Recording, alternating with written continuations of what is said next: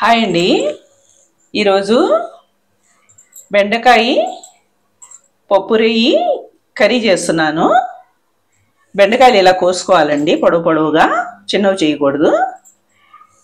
ఈ రొయ్యలండి చిన్న రొయ్యలు, ఎండు రొయ్యలు కాదు. ఇది పప్పు రొయ్యి అంటారండి, ఎండువే పప్పు రొయ్యి అంటారు. టేస్ట్గా ఉంటుంది. అల్లం వెల్లుల్లి పేస్ట్, కొత్తిమీర, పచ్చిమిర్చి, ఆనియన్స్ 2 అండి, మీడియం సైజువి. ఇవి మెయిన్ ఐటమ్స్ అండి.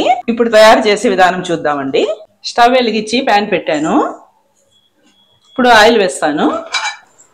ఈ వీడియో చివరి వరకు చూడండి, అప్పుడే ఈ రెసిపీ మీకు అర్థమవుతుంది. ఆయిల్ ఒక గరిటె ఆయిల్ పోసానండి. ఆయిల్ వేడెక్కింది. ఆనియన్స్ ముక్కలు వేస్తున్నాను. హైలోనే వేయించుకోవాలి. ఇలా వేగితే సరిపోతుంది. 1/2 టీ స్పూన్ అల్లం వెల్లుల్లి పేస్ట్ వేసాను. పచ్చి వాసన పోయే వరకు వేయించాలి. ఈ పప్పు రొయ్యండి మనం కర్రీ చేసే ముందు అరగంట సేపు కొద్ది గోరువెచ్చన నీళ్ళల్లో నానబెట్టి ఉంచుకోవాలండి. తర్వాత బాగా శుభ్రం కడిగేసుకోవాలి. క్లీన్ చేసి పెట్టుకున్నాను నేను. ఇప్పుడు వేయించిన ఆనియన్స్లో వేస్తున్నాను. ఇవి కూడా కొద్దిగా వేయించుకోవాలి ఉల్లిపాయలతో పాటు. కొద్ది మీడియంలో పెట్టానండి ఫ్లేము. కొద్దిగా పసుపు, తగినంత సాల్ట్ వేయించుకోవాలి. ఉల్లిపాయలతో పాటు ఈ రొయ్యలు కూడా కొద్దిగా వేగనివ్వాలండి. అప్పుడు కరెక్ట్గా ఉంటుంది ఇది. ఇలా వేయించుకుంటే ఉల్లిపాయలు కూడా కాస్త కలర్ వస్తాయండి అప్పుడు. అందుకని కొంచెం ముందు వేసాను నేను. రొయ్యలు 2 కలిపి వేగుతాయని. కట్ చేసిన పచ్చిమిర్చి వేస్తున్నాను. కొద్ది కొత్తిమీర,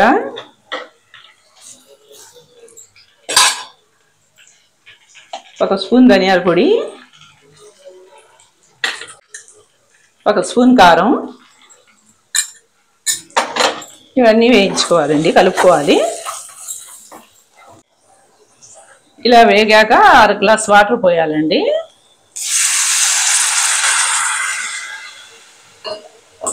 కుక్కర్ మూత పెడుతున్నాను. మీడియం ఫ్లేమ్లో పెట్టుకోవాలి. రొయ్యలు ఉడికే లోపండి ఉడికాక ఈ బెండకాయలు వేస్తాం కదండి రొయ్యల్లో. ఈ బెండకాయలు బాగా ఫ్రెష్గా ఉన్నాయి, జిగురుగా ఉంటుంది. అందుకని కొద్దిగా వేయించుదాం అనుకుంటున్నా. కొద్దిగా ఆయిల్ వేసి కొద్దిగా వేస్తాను. లేదా అంటే ఒక రోజు ముందు బయట పెట్టేసుకొని ఫ్రిడ్జ్లో కాకుండా వండుకుంటే అంత జిగురు ఉండదండి. ఇప్పుడు ఫ్రై చేస్తున్నా. కొద్దిగా ప్యాన్ పెట్టాను. ఆయిల్ పోస్తున్నా. కొద్దిగా ఆయిల్ వేడెక్కింది. బెండకాయ ముక్కలు వేస్తున్నాను.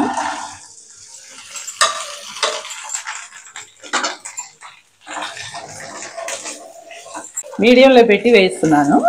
కొద్దిగా వేగితే సరిపోద్దండి. ఇలా వేయించాను. ఈ ముక్క చూడండి వడిలినట్టు అయింది. ఇలా ఉంటే సరిపోద్ది. కర్రీలో వేస్తాం కదా. ఇంకా ఆఫ్ చేస్తున్నా. కుక్కర్ మూత తీసాను. ఇలా ఉందండి కర్రీ. 8 విజిల్స్ పెట్టాను. ఎందుకంటే ఈ రొయ్యి గట్టిగా ఉంటుందండి పప్పు రొయ్య, ఉడకాలి. అందు గురించి స్టవ్ ఆన్ చేశానండి. ఇప్పుడు దీంట్లోనే బెండకాయలు వేస్తున్నాను. వేయించిన బెండకాయ ముక్కలను ఇప్పుడు ఇలా కలుపుకోవాలి. ఇలా కలుపుకుంటే ఈ వాటర్తోనే ఉడికిపోవచ్చు. లేదా అంటే కొద్దిగా వేసుకోవాలి. ఉప్పు కారం ఏమైనా సరి చేసుకోవాలంటే ఇప్పుడు సరి చేసుకోవచ్చు.